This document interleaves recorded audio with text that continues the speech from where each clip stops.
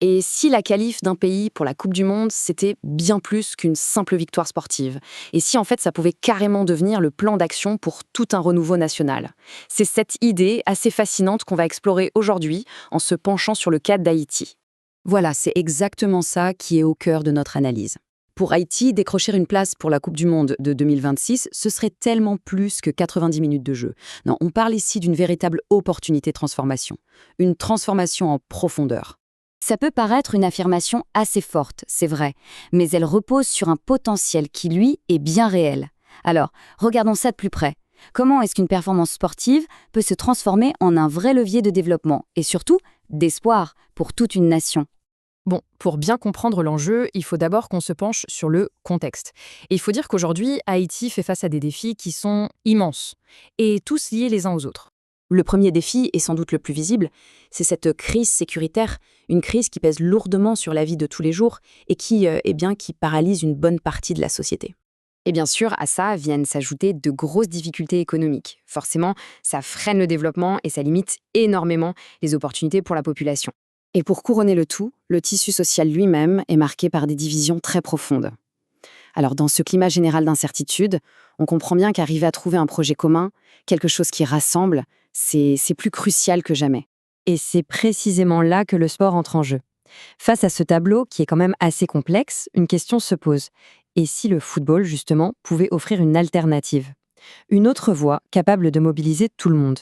Alors, le premier impact, et sûrement le plus immédiat, serait d'ordre social. On le sait, le sport a ce pouvoir assez unique de rassembler les gens. Imaginez, un objectif commun comme celui-ci, ça peut vraiment être un catalyseur surpuissant. L'idée, c'est de recréer un sentiment de fierté nationale, un truc qui passe au-dessus de toutes les divisions actuelles. Et puis, surtout pour la jeunesse, c'est énorme. Ça offre une vraie perspective d'espoir, une façon de canaliser toute cette énergie vers un projet constructif, un projet partagé, bien loin des spirales de la violence. Mais ça ne s'arrête pas à l'unité sociale. Non, loin de là. Les retombées pourraient être aussi très, très concrètes sur le plan économique. Et c'est là que cette simple opportunité sportive se transforme en une véritable stratégie de développement. Pensez-y. Une qualification, ça met un coup de projecteur mondial sur le pays. Ça veut dire attirer des investissements, non seulement dans les infrastructures sportives, mais aussi dans tout ce qui gravite autour. L'hôtellerie, les transports, les services. Forcément, ça crée des emplois. Et ça ouvre la porte à un marché très spécifique, mais avec un potentiel énorme. Le marché des transferts de joueurs. Et là, le mot-clé, c'est vraiment la professionnalisation. Parce qu'un marché des transferts qui est bien structuré, bien encadré, ça peut devenir une source de revenus, de devises étrangères, à la fois fiable et durable pour le pays. Et en même temps, ça offre des carrières très prometteuses aux jeunes talents. Ok, la vision est là. C'est super, mais maintenant, la question c'est comment on fait pour que ça devienne une réalité? Eh bien, l'analyse propose un plan d'action très clair qui repose sur 3 grands piliers. Et ces 3 piliers, il faut vraiment les voir comme la clé de voûte de tout le projet. Le premier, la loi sur le sport, c'est les fondations.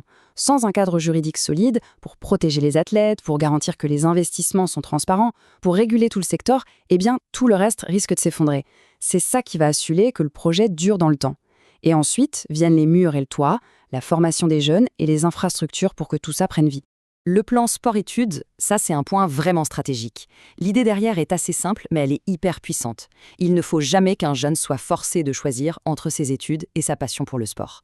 L'objectif, c'est de former des athlètes, bien sûr, mais surtout de former des citoyens éduqués, des gens qui auront plusieurs cordes à leur arc pour l'avenir. Et quand on compare les 2 options, l'impact est saisissant. D'un côté, avec ce plan, on a un parcours qui maximise le potentiel du jeune et qui sécurise son avenir, quoi qu'il arrive. Et de l'autre, eh bien, c'est un pari hyper risqué, où tout est misé sur une carrière sportive qui, peut-être, ne se réalisera jamais et qui laisse un avenir très incertain. Pour une nation, le choix semble assez évident, non? Le plan est aussi très concret et ambitieux.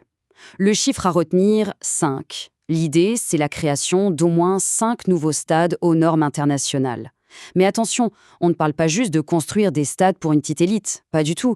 L'idée, c'est que ces infrastructures deviennent de vrais lieux de vie pour les communautés, des endroits qui stimulent le sport au niveau local, qui créent des emplois et qui, au final, renforcent le lien social dans chaque quartier. Alors, au bout du compte, que représente vraiment cette opportunité? Est-ce que c'est juste un joli rêve de foot ou est-ce que ça pourrait être le point de départ de quelque chose de bien, bien plus grand? Voilà, c'est ça, toute l'ambition. Le but, ce n'est pas juste de célébrer une victoire aussi belle soit-elle, c'est d'utiliser l'énergie, l'élan incroyable de cet événement pour enclencher un changement qui soit réel, profond et surtout qui dure dans le temps pour Haïti. On va donc terminer sur cette question. Ce que nous montre l'exemple d'Haïti, finalement, c'est que derrière un simple ballon de foot, il peut se cacher l'esquisse de tout un projet de société. Ça peut être un symbole d'espoir et peut-être même le début d'un chemin vers ce renouveau qui est si attendu. Et ça, c'est une réflexion qui, évidemment, dépasse de très loin les simples frontières du sport.